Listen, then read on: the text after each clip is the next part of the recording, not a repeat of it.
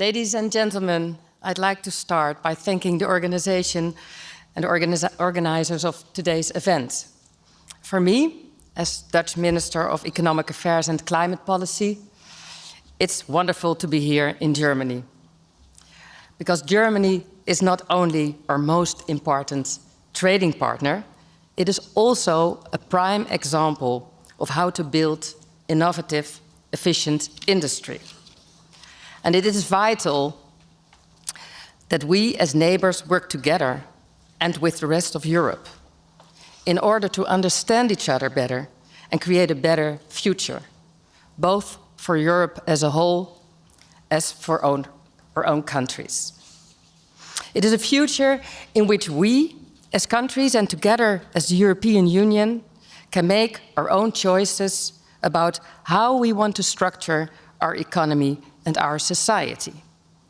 Events like this play an important role in that regard. And we can learn a great deal from one another about access to financing, for instance, or about how to increase the sustainability of large-scale energy users. But at the same time, we are all navigating along our own paths where we encounter challenges and opportunities. Because, as everyone here knows, innovation never comes without any hiccups. They come along the way, sometimes in a large amount. In the Netherlands, for example, we want women entrepreneurs to be able to access funding as easily as their male counterparts. And this should already be the case, but unfortunately it is not. And we try to figure out why that is. Maybe we can learn from Germany. We also want to be able to ensure that valuable knowledge from laboratories or lecture halls finds its way to the private sector. And that also does not go without hiccups, thereby speeding up innovation in areas like photonics or quantum technology.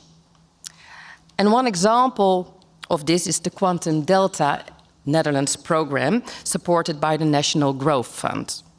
Through this fund, the government is investing 20 billion euros between 2021 and 2025 in programs that support sustainable economic growth. And within the Quantum Delta NL program, we call it, public and private parties work together to transform the world of information and communication technology. And this also involves working with the European Quantum Flagship Initiative. All of this shows that cooperation within national and international borders is vital. Many European countries have complementary expertise which can help bring about innovation even faster. Take, for instance, the semiconductor industry in the Netherlands and Germany, and the company ASML. Thanks to the innovative strength of this Dutch company and the indispensable knowledge of German bright minds, cutting-edge chip manufacturing machines can be made that are truly ahead of their time. And that's why I want to keep stimulating and expanding the cooperation on innovation between our countries, wherever I can.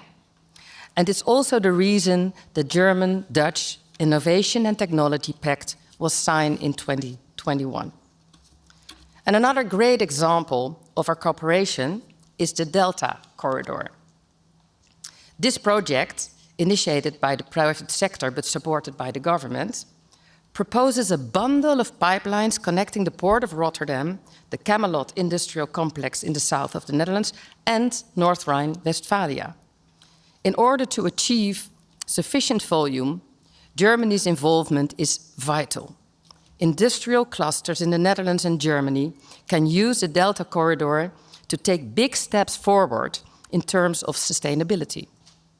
This can be the beginning of a European network for circular raw materials.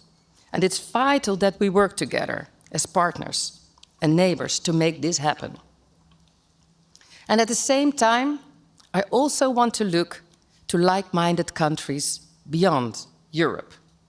Because when it comes to knowledge development and innovation, the Netherlands has good relationship with a range of countries, including the US, Japan, India, Taiwan, and South Korea. And these strong ties are something I want to maintain too, because it's not just the Netherlands and not just Europe facing major challenges, major transitions in sustainability, energy, and digitalization, because it's the whole world. And these global transitions go beyond borders, and so too must the solutions. And together with our foreign parties and our foreign partners, we can more effectively tackle social challenges at national and at global level. Ladies and gentlemen, I believe that Europe can play a key role in the well-being and prosperity of all its citizens. And we can keep what is good and make it even better, despite geopolitical developments and international competition, provided we work together. And the global semiconductor market is going from strength to strength, but we must make significant investment if we want to protect Europe's position in this sector. But Europe cannot do it alone. We must work with our partners in the US and Asia if we want to gain a substantial share of this crucial value chain. And that is something I look forward to discussing with you in more detail. Thank you very much.